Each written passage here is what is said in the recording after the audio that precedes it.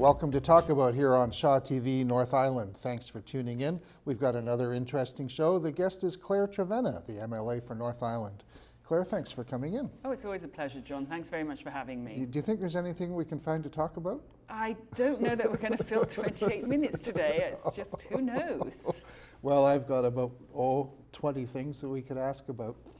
I think I'll start by, what's your focus these days? Focus has been quite a lot on my role in the shadow cabinet. We're no longer critics these days. Yeah. We have a shadow cabinet and we're spokespeople for certain areas. I am the shadow Minister for Transportation, so that's been taking a lot of my attention, and particularly obviously the whole ferries fiasco. Shadow, that's a British thing, isn't it? It is, but I think it's also quite positive, and people understand it. It's instead of just being those who criticise what the government's doing. Negative all the time. We would be the cabinet if we were government. So I would be the Minister of Transportation if we were to be government. So I think it gives people a better understanding of the role too. Well, the last time you were on was about a year ago, and since then the BC NDP has a new leader, John Horgan. What has changed? Well, I think that what we've seen is a re-energising. Last year, it was not long after the election. We obviously were still reeling from the result, I think. I think a lot of people had expected us to win, including Christy Clark. A lot of people across the province had expected that we would win. So I think we were still trying to find our feet last summer. Had to get on with the job. We'd all been elected still. I mean, there are 34 of us still there to be Her Majesty's loyal opposition, so we're still doing the job. How many government MLAs? I always work backwards. There's 34 of us and 2 independents, which makes 36 out of 85, so 49. Do the math. Wow. So there's quite a gap. 49. But the popular vote difference is not that big. It's not. It's a few percent, and that's always very interesting. So we got on through the year. We had a leadership race that was a little unbalanced at first. We had somebody declare, Mr. Horgan, who is now our leader, said initially he wasn't going to run. He wanted a new generation to come in. But when he talked to that new generation, was urging them to run, they said they weren't quite ready to do this, and would he run? So he ran, and he ended up being acclaimed. Nobody decided to run against him. So he's the leader now. It's been a very energized start of that. He was took over in May. Now we are back in session. It's his first full session of him as leader, just taking off as new. Seeing a lot of energy, a lot of real drive there. I've noticed a big change in the tone, and like it's easy to say don't be negative in politics, or it's all negative in politics, whatever. I think he's sharper, more pointed in criticisms where criticism is deserved. Is that fair? Well, I think he's always been, I think people would recognise him. They may not know the name, but I think people on the island recognise him because he is the representative for Wanda Fuker. He's an island guy. But people across the province, they've seen him as our House leader, so he's often been our spokesperson on issues about the legislature. So, and they've seen him, he's also been our hydro, when we had critics, our critic on hydro. So taking the battle about, BC Hydro for BC people, very front and centre. So he's very, very focused on things. He comes across really, he comes across as a very nice person. He's very smart, very strongly critical when it's necessary, but also accepts that when there is praise due, give praise. Has he done a tirade at you in private? I haven't had that so far. I've heard other people have. I think that we as politicians are all, we all obviously have a sense of self and a sense of that we are able to do the job, else we wouldn't put ourselves forward in the first place. And I think that with that, comes the determination to do it well and to ensure that everybody else does it well. And so it's great to have that expectation from a leader. Well, I agree. Now, he left you in transportation. Or did you ask to stay, or is it a bit of both? It's a bit of both. He was doing a cabinet shuffle, or a shadow cabinet shuffle, and looking at where people should go. And he wanted to make sure that there was a good fit. I'd just started on transportation. It was my first economic role that I'd had in the critic portfolios as opposition. I'd had employment and income assistance, so welfare. I'd had women's rights, I'd had childcare, I'd had Ministry of Children and Family Development, so a lot of social areas. This was my first economic one, and I was very pleased to be kept in it because of that challenge, and also because it's got part of it very true to my heart, ferries. Well, for this riding. I mean, the ferry to Prince Rupert, the ferry to Quadra Cortez, the ferry to Powell River. Ferries are central to this riding. I mean, we've got so many people who live in ferry dependent. I mean, here in Campbell River, we are a ferry dependent community, even though we don't often realise it. But the whole, the economics of this constituency depends on ferries being run in a way that serves community. Now, at the moment, the Transportation Minister, Todd Stone, has a consultation process on called BC on the Move, is that right? BC on Move, the headline says. Yes. Anyway, what do you think of that? Well, the Minister says that I don't like consultation. I think consultation is fantastic if it is done in a genuine, honest manner. I believe that what we have here is a very bogus consultation. If you look through the consultation document, it's got sort of motherhood issues. We want, we want good roads, we want bridges, we want to have a healthy economy, and it asks 3 questions of people who want to participate. Only 3. Only 3 questions. There are a couple of sub-questions, but they are asking basically things like, do you think well-paved roads and well-maintained infrastructure is going to be good for the economy? I strongly agree or I disagree. I think that people's intelligence is being insulted through this. Well, there's kind of smoke screen and trying to get you to focus on other than the real. And it's not looking at the real transportation issues. And we do have transportation issues. Yes. It's our infrastructure of our province, which I think has been sorely neglected for many years.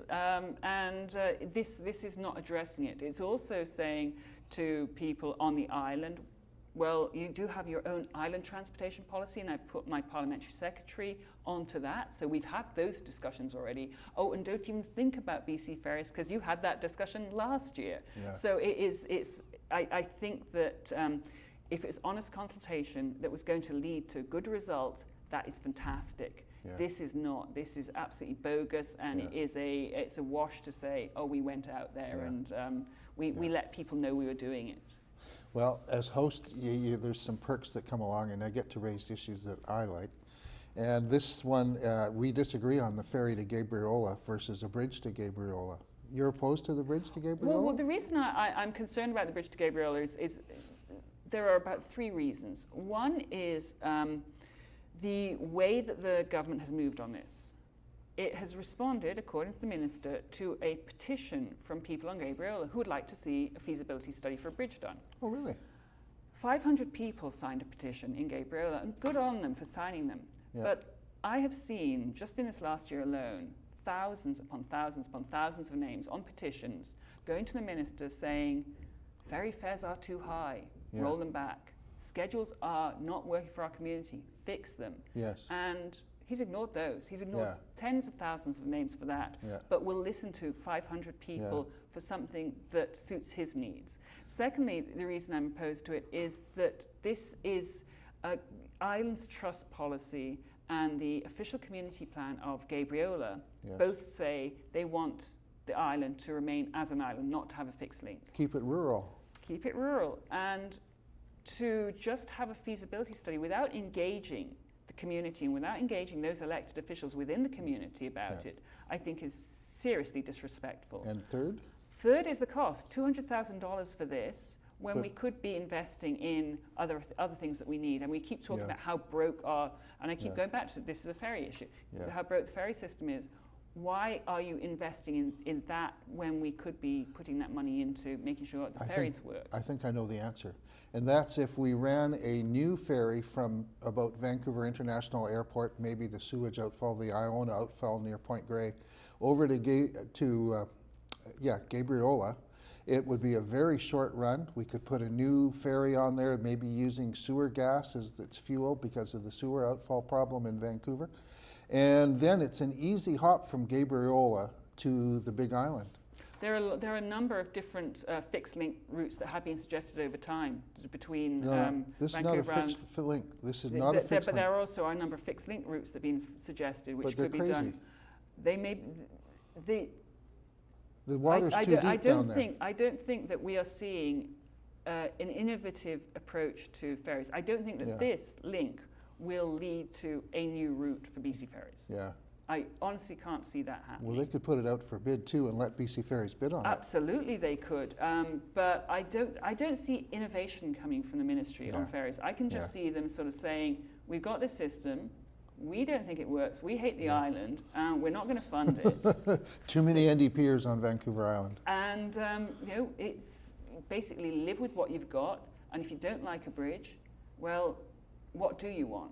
Is what their response is going to be. And it's a bit of a distraction from more pressing issues. And I think that the idea of new routes for, I mean, there's always a talk about should we be doing Duke Point to us instead of Departure Bay, Horseshoe Bay, what should we be doing there? As soon as you start doing that, it inflames Nanaimo, it inflames communities. It's got to be done very, very carefully, and this isn't the way of doing it if that's the what's behind it. You just reminded me of an issue at Departure Bay in Nanaimo.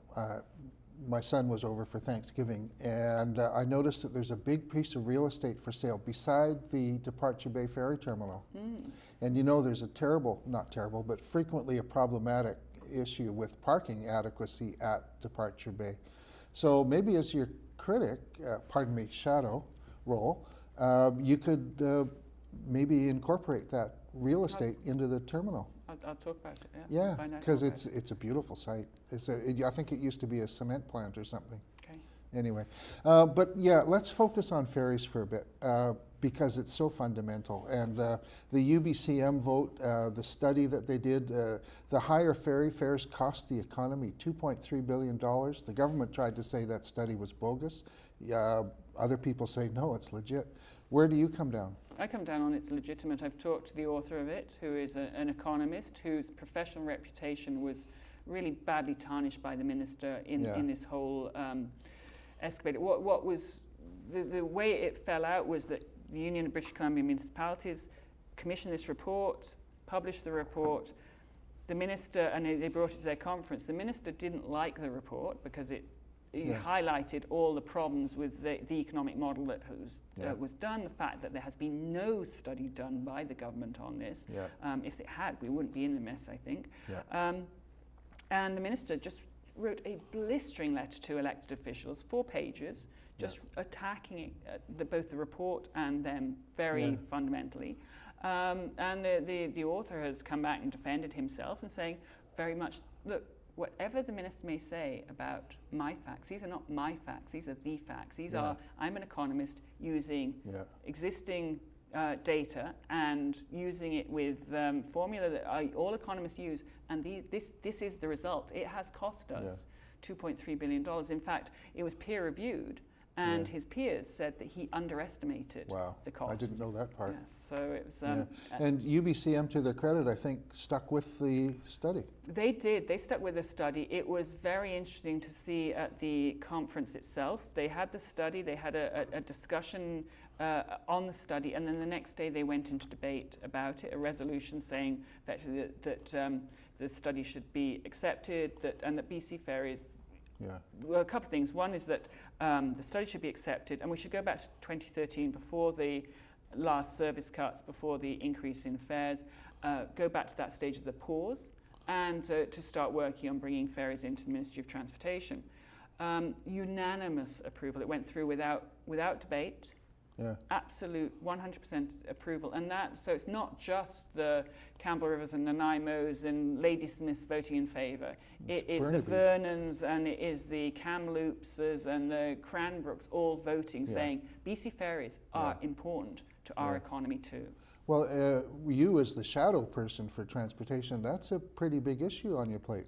It is, and I think it's trying to get the government to recognise, and it's been 10, 12 years, trying to get the government to recognise that ferries are part of our infrastructure, that our economic health depends on people being able to use the ferries, goods moving freely with our ferry system. The government doesn't still get it. It's amazing that they present themselves as a business party, and yet they can't see that they're killing the economy. I find it astounding. You give them the figures, and you let them You just thought that the figures alone would be an eye-opener for them, a wake-up call. Not at all. Now, the legislature sitting, I've got a thing here, Trevena, angry legislature is not in session. Again, that's from October the 9th. But, and I saw you on TV a bit, you spoke fairly early, I think the first day, We unnecessarily had a throne speech. And so. Yeah, actually, let's get to that. You said it's a bogus throne speech. Why? Well, for a start, we didn't really need to have it. Yes. Because the way that our democracy works and our parliamentary system works is that we have traditionally in British Columbia a session that starts in February and runs to the next February. Yeah. So we started in February. And this government, back in 2001, 2002, the BC Liberals brought in fixed terms. So we'd be sitting in the spring and sitting in the fall. Yeah. But then they didn't sit in the fall all the time. Exactly, but lo and behold, we're sitting in the fall. This time. So we should be just continuing that session through from the spring into the fall. But the government decided that, one, they wanted to close off debate in the spring so they could push things through, which they did. Yeah. So we finished all our legislation in the spring, didn't bring it through into the fall.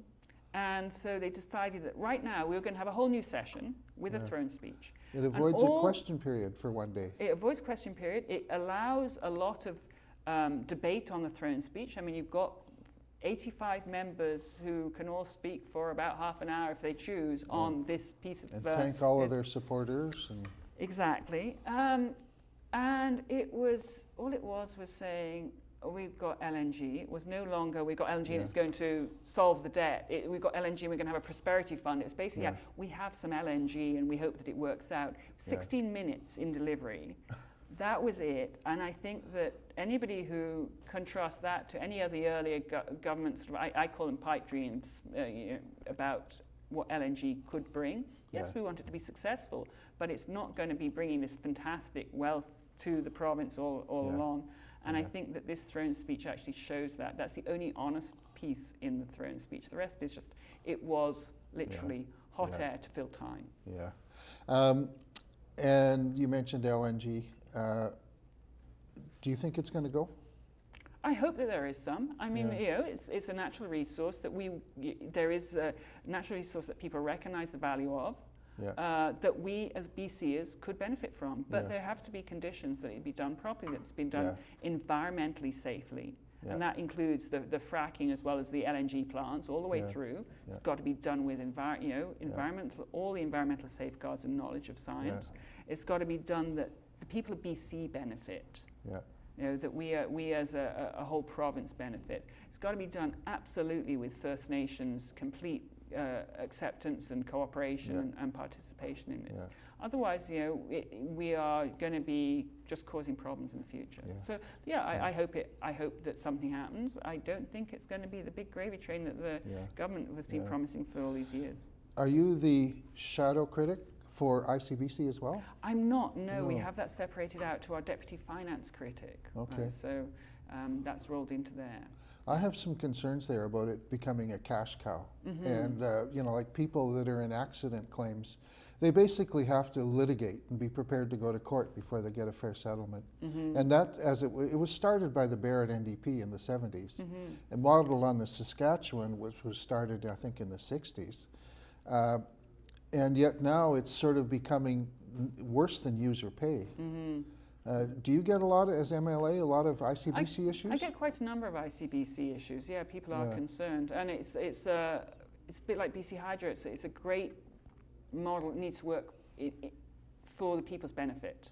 And it hasn't been allowed to. And I think we've got to get things back on track. That they are actually there. They're set up for a specific reason, and that's so they benefit all the people of BC. Yeah. Okay.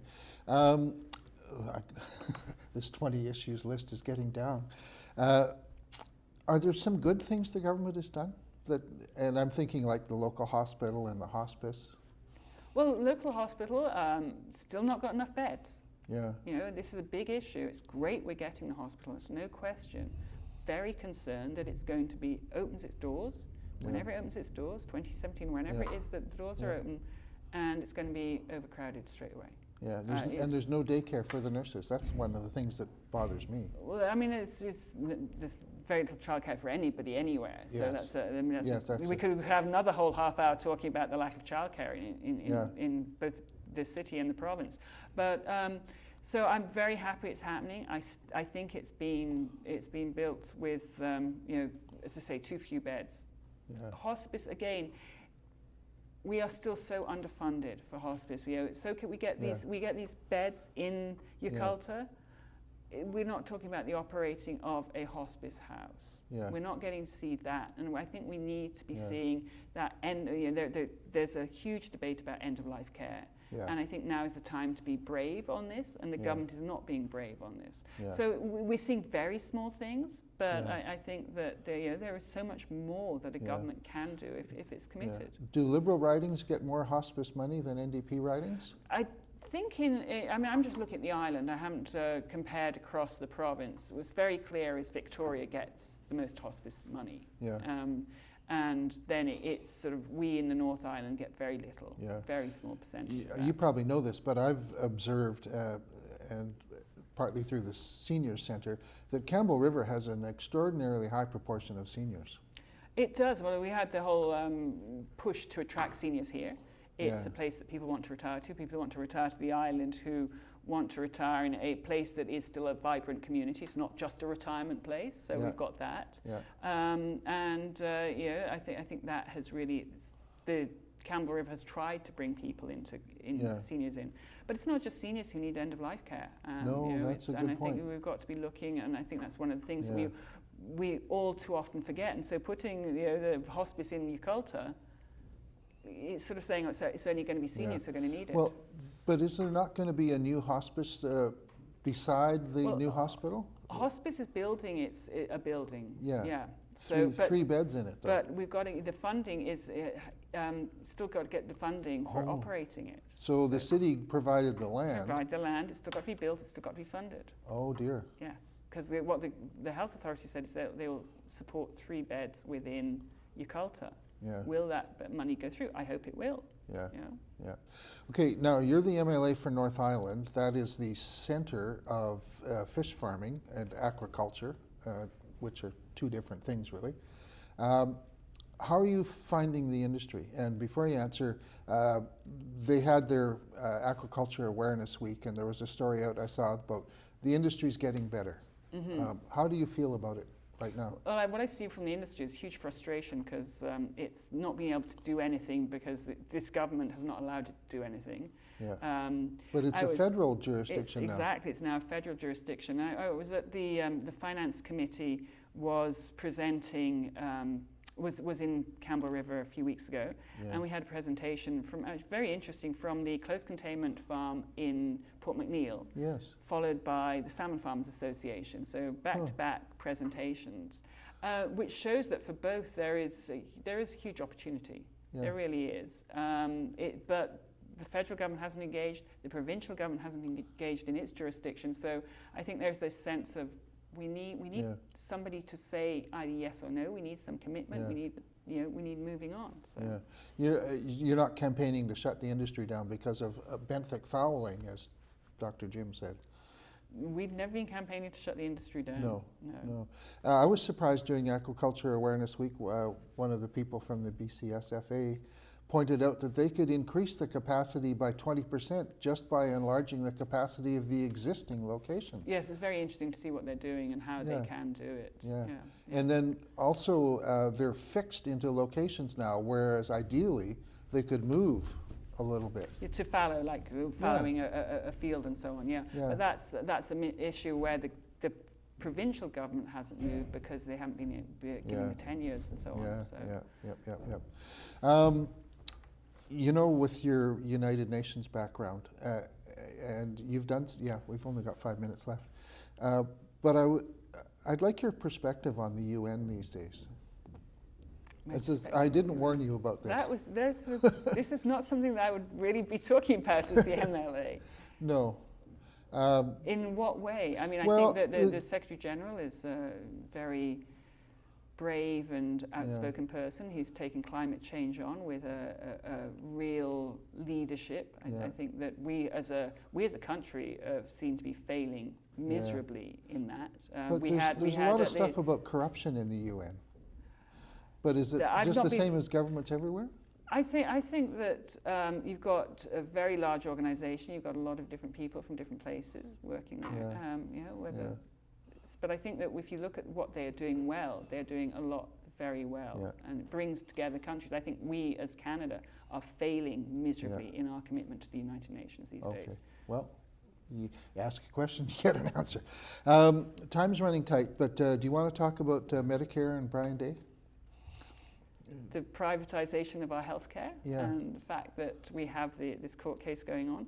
I, like everybody, is very concerned about what is happening.